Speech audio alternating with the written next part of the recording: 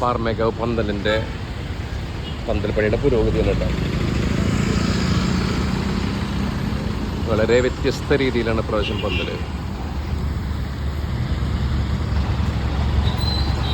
ഇങ്ങനത്തെ ഒരു മോഡല് കണ്ടില്ലാണ്, വളരെ നന്നായിട്ട്. ഇത് നാളെ തന്നെ പണി പൂർത്തിയാവും. നാളെ വൈകുന്നേരത്തോട് കൂടിയിട്ട് ദീപാലങ്കൃതമാവും.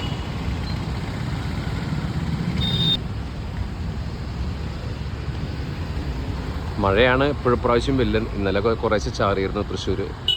സാധാരണ തൃശ്ശൂർ പൂരത്തിന് ഇങ്ങനെ പോയാലും ഒന്നും നനയ്ക്കാതിരിക്കാറില്ല. പക്ഷേ നമ്മുടെ വീട്ടിലേക്കൊന്നും ബാധിക്കാറ്. കഴിഞ്ഞ വർഷം ബാധിച്ചില്ല, കഴിഞ്ഞ 9 വർഷം നന്നായിട്ട് ബാധിച്ചു.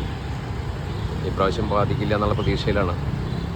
അപ്പോൾ എല്ലാ എൻ്റെ ചാനലിൻ്റെ സബ്സ്ക്രൈബേഴ്സും നമ്മുടെ ഈ ചാനലിൻ്റെ അഭ്യുദയകാംക്ഷികളും തൃശ്ശൂർ പൂരത്തിന് വരിക,